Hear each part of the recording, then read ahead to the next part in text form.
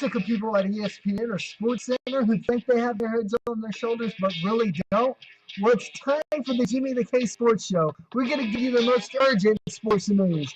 Now it's time for the Jimmy the K Sports Show. Sit back, buckle up, and get ready for life in the fast lane with the #1 sports show on the web. Here we go, my sports friends. How y'all doing this Tuesday evening? It's me, your host. You see me each and every Tuesday at 7 p.m. Central Daylight Time here on Ustream. I'm your host, Jimmy VK. Hope you've had a wonderful week thus far. Mine has been just peachy. Let's go ahead and get to the sports news. Lots of baseball news, a little bit of basketball news that we didn't get to go over last week. All kinds of stuff that baseball season started, basketball season's kind of coming to an end. Things are starting to go downhill or uphill depending on how you look at it. Maybe you're a baseball fan and you're saying it's going downhill or uphill. Maybe you're not a baseball fan, you're saying it's going downhill. Either way, if you're a sports fan, you're happy. Let's go ahead and look at some of the sports news over the last week that has been posted to the All About Sports Zone page. We'll definitely go over that first. And then go into some Major League news. So I believe there's one NBA news thing that has to be brought on from last week, but pretty good stuff. So, baseball season spring training is in full swing, as we know. Many teams are ready to lock and load, and full team workouts, I believe, start for most teams. It either started yesterday, started as early as yesterday. Some started today. Some will start tomorrow, and we'll start seeing spring training games. I believe March 2nd. I believe 14 of those games will be telecast and webcast for certain teams. The Texas Rangers have 14 of those. That'll be either telecast or webcast on KTXA, Dallas Fort Worth Channel 21, or Fox Sports Southwest.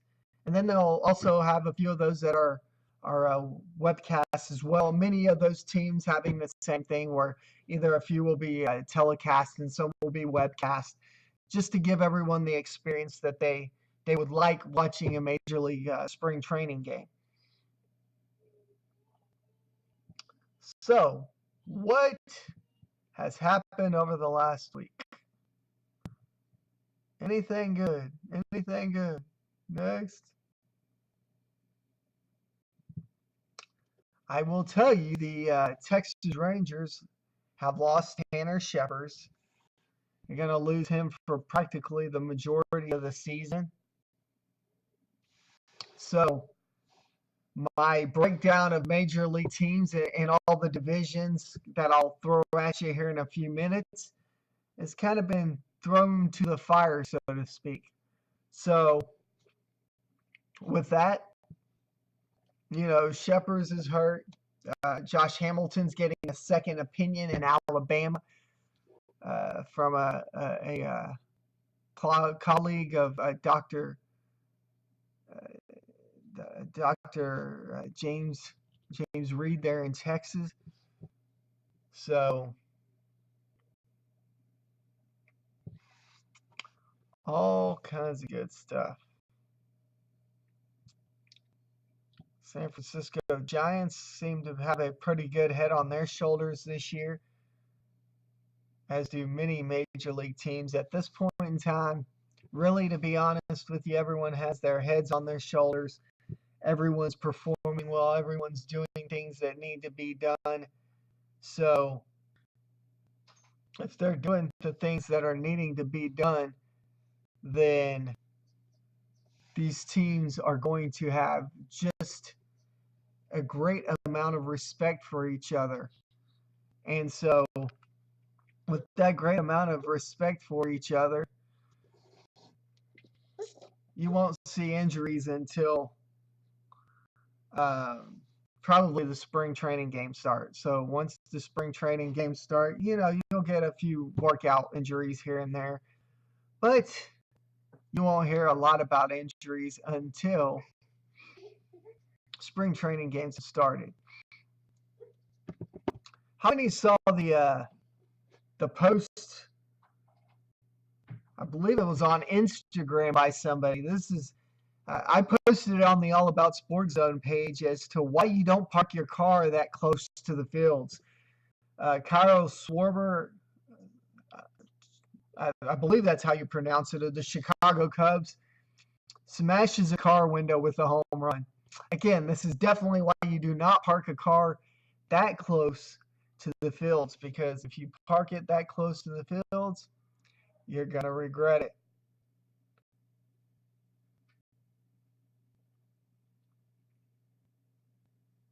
And that person regretted it, unfortunately.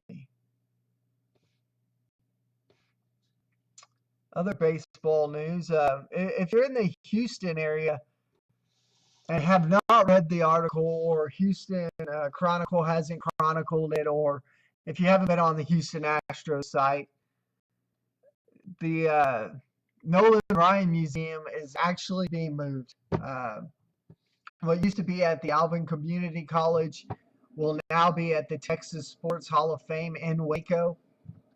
As a mutual agreement between both the Ryans and the college, Reed felt like at this time it would be best because, and he's quoted as saying this, as a few people have gotten better jobs and have moved on, or as people have gotten older and have retired in the museum, and as his father has gotten farther away from retirement, the attendance has been down. So they felt like, in a mutual agreement with the Alvin Community College, the Ryans decided that it would be best if they just moved the museum to the Texas Sports Hall of Fame. So if you're out down around Alvin, Texas, you might want to take a look at that pretty soon. Otherwise, you're going to be traveling to Waco to be able to see any of that. So that's your headline news for the day. Major League Baseball, or National Basketball Association, the NBA. We're going to switch gears for a couple minutes. The Oklahoma City Thunder traded to Steve Novak, DJ Augustine, and 2 second-round picks to the Denver Nuggets for Randy Foye. This is nothing but a salary dump on the Thunder's part. They get rid of DJ Augustine, who was not going to re-sign with them. He had not yet worked out a deal with the Oklahoma City Thunder yet. So that deal, going to Denver gives him the opportunity to move on from there if he would like, or to stay there and sign a deal there. Steve Novak, who I believe ended up signing with the Nuggets, waived him, and he ended up signing with the Milwaukee Bucks, if I'm not mistaken. I could be wrong. Correct me if I am. And the 2 second-round picks, what that does is that gives the Oklahoma City Thunder a dump of $8 million that they can use to allocate towards a KD signing of long-term if they would like to sign Kevin Durant to a long-term deal. Do I see that happening? Kevin Durant is already publicly stated, while many outlets have said that Golden State is his first team, or the Lakers is his next team, or the Washington Wizards are our team because they're home. He's already publicly stated that he's going to stay with a contender. So, to be honest with you, the biggest threat for the Oklahoma City Thunder in signing him is the Golden State Warriors, because they give him the better opportunity to sign with the championship contender for years to come. But he's already publicly stated that he would like to stay in Oklahoma City. So if he can get that done, it's a great deal that the Oklahoma City Thunder have done. Is Randy Foye that great of a player? From what I've seen the last couple of games, he's really not. He's done a couple of things here and there, but if him and Westbrook work together, it'll be just fine. So a good deal right there done by the Oklahoma City Thunder to trade for Randy Foye of the Denver Nuggets. Also, Anderson Varejao ended up signing with the Golden State Warriors as he was waived by the Cleveland Cavaliers, if I'm not mistaken. So, pretty good stuff in the NBA. Now to switch gears back to baseball. Possibly, depending on where I'm at.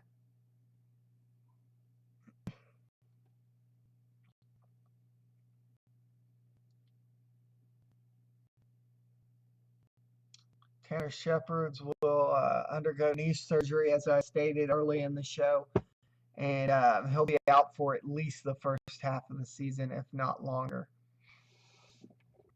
I want to send a congratulations out to Byron Anderson, who won the 2016 Swing for the Seats event at the Globe Life Park in Arlington. Swing for the Seats event was definitely something put on by the Texas Rangers organization, in which if you put down 25% of a down payment on either season tickets or mini plane tickets, you had the opportunity this past weekend to go to Arlington in the ballpark and swing for the fences. And if you hit a home run, those seats or an upgrade of seats up to $10,000 would be free. So Byron Anderson did that. He hit a home run, and he got his seats for free or up to $10,000 worth of season tickets seats free. So congratulations to Byron Anderson. I'm going to keep the video up on the All About Sports Zone page as it continues to shine. Definitely an event. The Rangers continue to put on events to get people into the stadium and get them back. These off-season events are always something that the Texas Rangers have done, and they've gotten a lot better at doing under general manager Jon Daniels. I will have to admit, growing up, a lot of this stuff was not happening in Arlington. You didn't get swing for the seats events. You didn't get meet and greet events. You didn't get the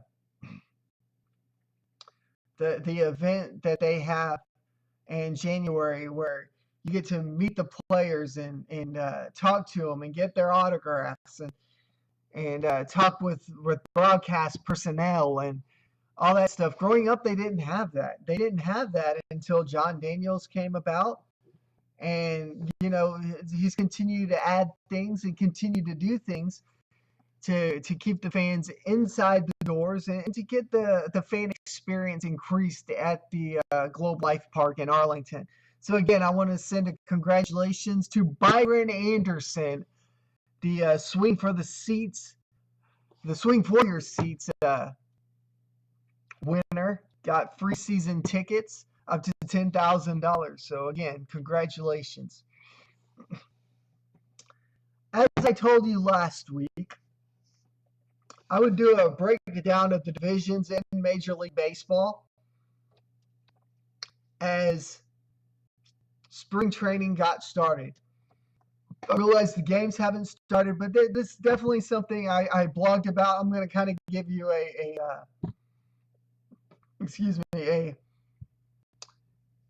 not a verbatim, but a glimpse at what I see so far going into the seasons. This will definitely change because teams will wind up with injuries. Teams that weren't expecting injuries and teams that were not expecting to be healthy will remain healthy, and they'll end up winning divisions. So this is definitely not something that is set in stone. And as I said in the blog as well, I'm definitely, as the season goes on, we'll definitely revamp this and go over it and looking how and see how things are going so far with my American League breakdown, my National League breakdown in the divisions, and again, possibly as the season starts in April, I'll go ahead and look at that again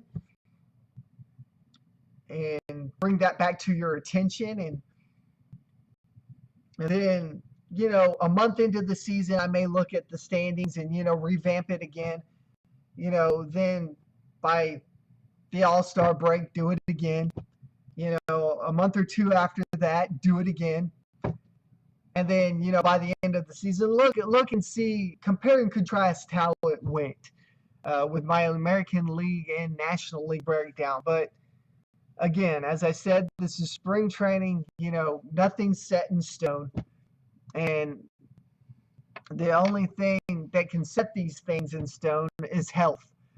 The as we've seen in years past, the healthiest teams going into the postseason or throughout the season are the teams winning the divisions. It's not the teams with 30, 40, 50, 60, 70, 80, 90, 100 DL stints or different players coming to the big league camp or big league team that are winning the divisions. It's teams that remain healthy throughout the season and, don't have health issues as many have in the past. So, again, as I said, spring training games have not even started. Some teams have not even started their full squad workouts yet. I know the Rangers don't start full squad until tomorrow, March or February 24th.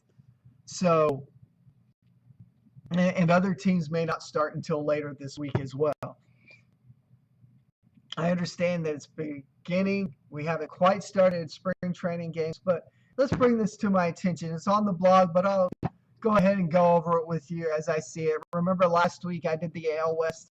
The AL West that I mentioned last week mirrors the same AL West that I have in the blog. I have the Texas Rangers winning the division. I have the Los Angeles Angels of Anaheim 2 games back and winning a wild card spot. I have the Houston Astros at 3 games back. Now, all being said, I could flip-flop Houston and Los Angeles very easily because I honestly feel like that last game or that last series of the season could be what marks that last wild card spot for either the Astros or for the Los Angeles Angels of Anaheim. I have the Seattle Mariners 5 games back. I have the Oakland Athletics at 7 games back and last in the division. Granted, remember, this mirrors what I said last week on the show for the AL West. And granted, this was all due to health again. Remember, the Oakland Athletics were not all that healthy last year. They were in last year. Or next to last. The Mariners were in last. They were not all that healthy last year as well. The AL East will look like this, in my opinion, starting with the Toronto Blue Jays winning the division. I have the New York Yankees at a game and a half back and winning the wild card spot. A lot of people are going to throw me under the bus here and say, the Yankees finished 3rd last year, 2nd, 3rd last year. They really weren't all that good. I could see them slipping down to 4th or 5th. Tampa Bay moving up to 2. Boston maybe moving up to 2.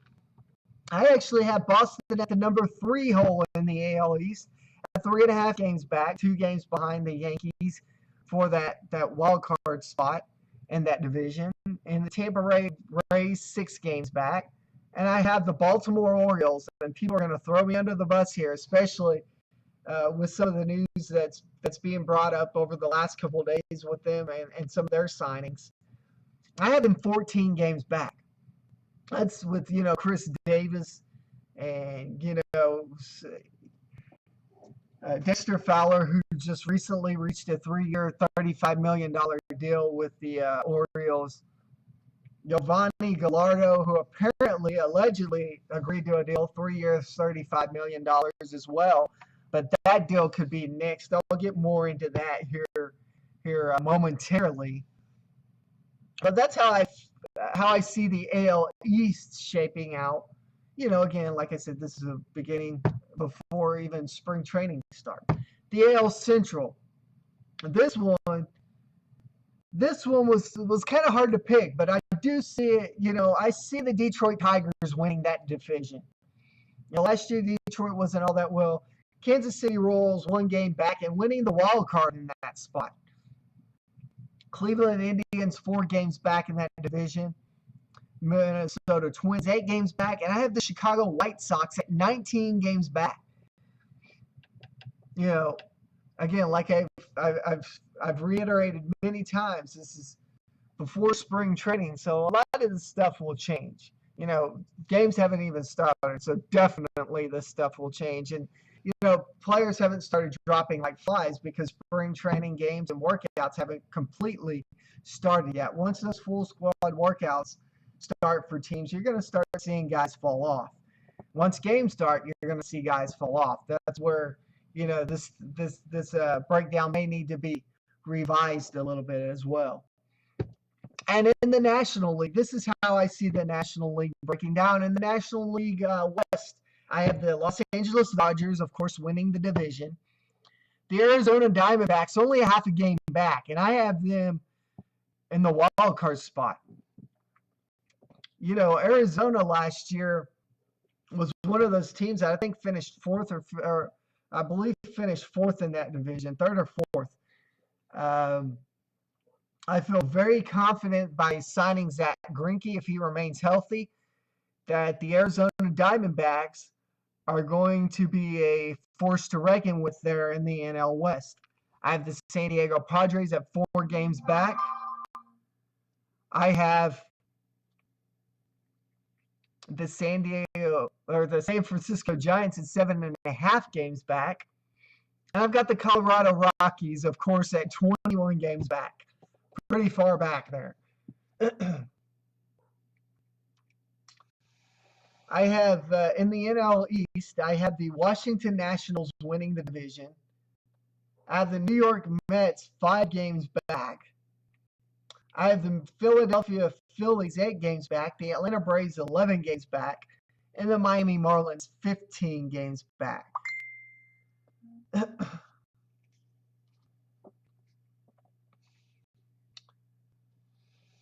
And in the NL Central,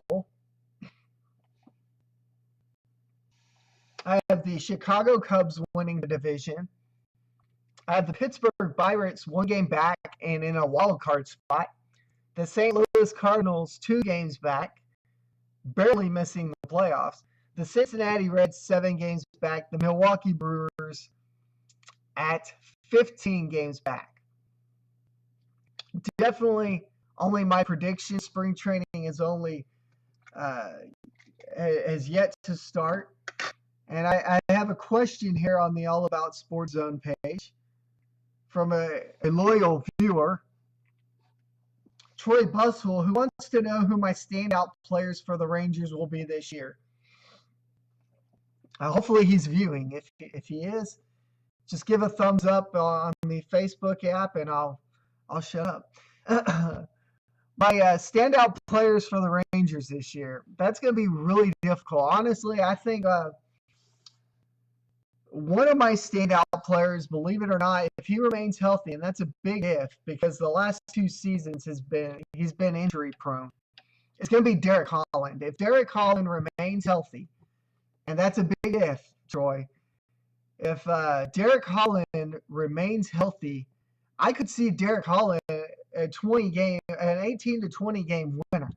You have Cole Hamels, who Derek Holland already has admitted to being attached to the hip in the Rangers spring training thus far.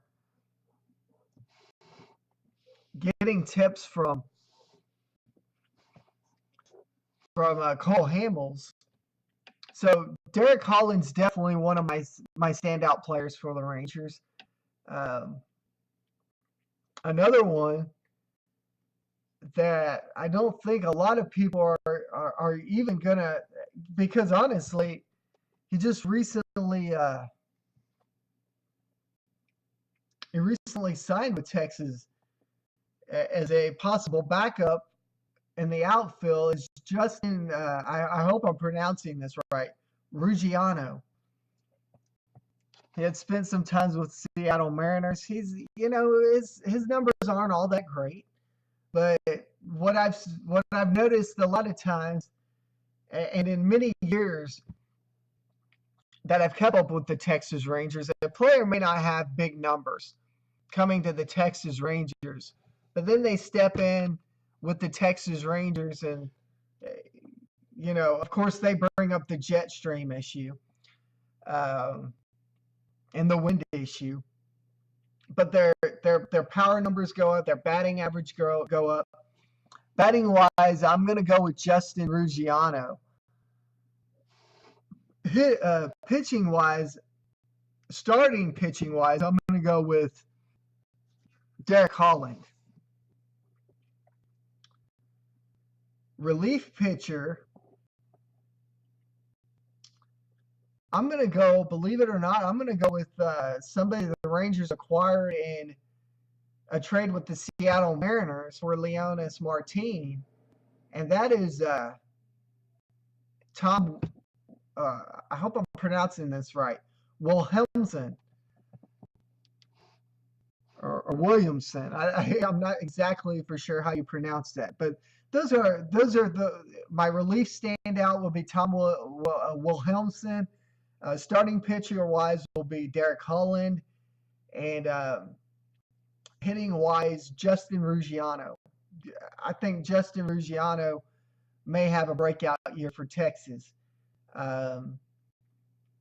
It'll only be in a backup role more than likely. If Josh Hamilton's knee gets a second opinion and he still looks like he's going to be out for a while, then the Rangers are going to look at signing somebody like David Murphy. David Murphy, who's played for the Rangers in the past, is on their radar right now. The Rangers have kept in touch with his agent, and it's very possible that they'll sign him. David Murphy wants a major league deal. The Rangers are only willing to offer a minor league deal right now.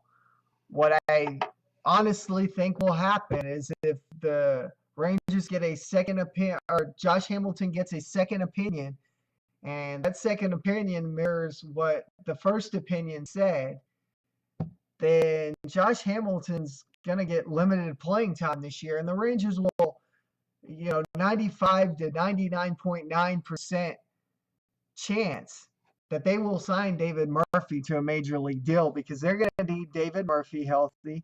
They're going to need Josh Hamilton, who's, not going to be all that healthy.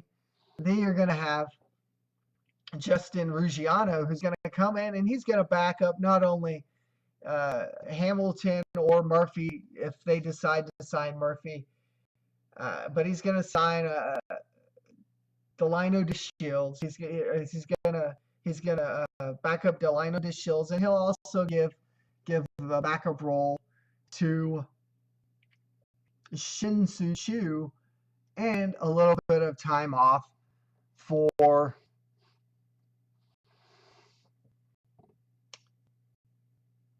Mitch Moreland. So those are my three standout players for the Rangers this year, Troy, in my opinion. Again, the Derek Holland one is definitely one that's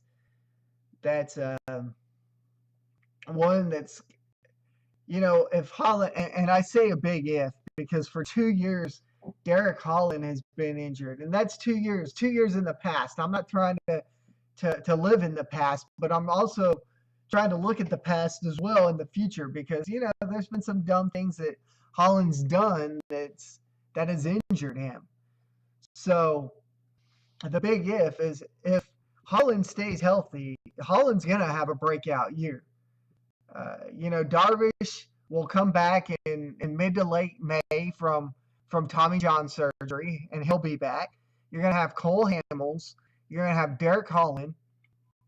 You're gonna have Colby Lewis and Chichi Gonzalez. You're gonna have Nick Martinez. One of those guys. Believe it or not, the Rangers could have one of the toughest pitching five in all of baseball.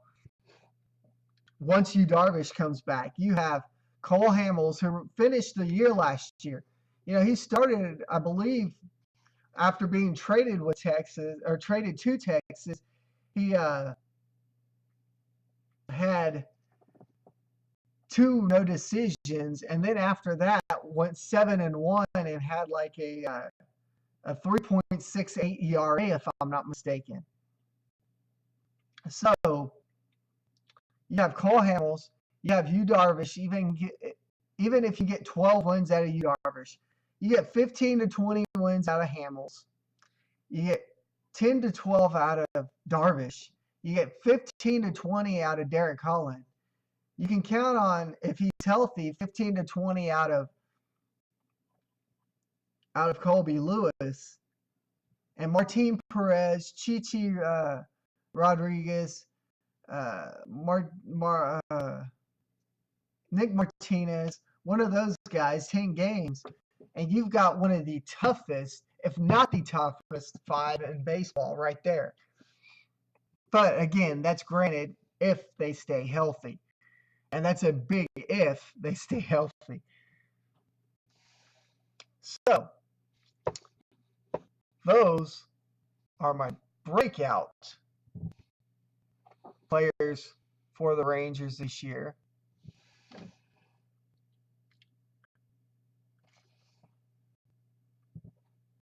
As previously mentioned, Dexter Fowler signed a 3-year, $35 million deal with the Baltimore Orioles.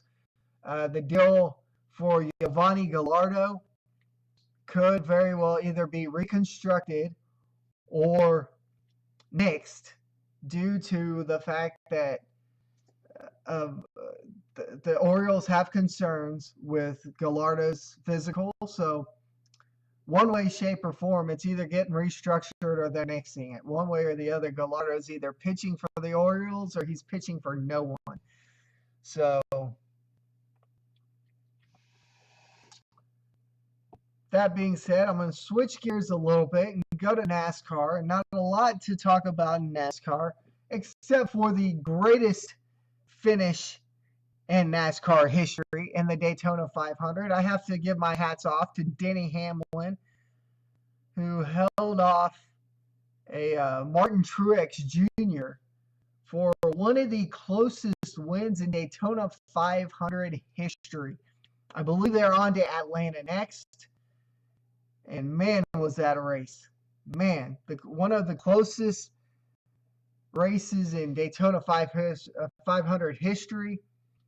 And as a local viewer and friend to the show, Cindy Banyan stated it was an exciting win, and definitely for Denny Hamlin, it was definitely an exciting win.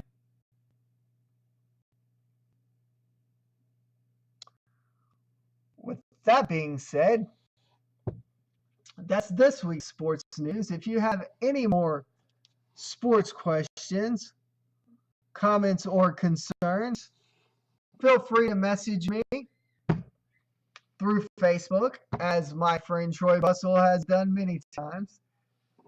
Or feel free to like us on Facebook at facebook.com/allaboutsportszone. You can like us on Twitter. Just follow us on Twitter at JimmyKersey1. That's where you can find me. You can email me at allaboutsportszone@gmail.com, or you can contact us through the website www.screamerproduction.wix.com/allaboutsportszone. Click on the fan gallery to the top right corner. It will have a drop down box that says contact. Click contact. Put in your name, your question, your comment, your concern, whatever you feel like doing. Give us your feedback there. Questions, concerns, comments. And until next week, I'm your host, Jimmy the K. Remember, I'm always available. So if there's a sports story that you would like for me to blog about or talk about on the sports show, feel free to message me email me, or contact me. I'm your host. Until next Tuesday, 7 p.m. Central Daylight Time.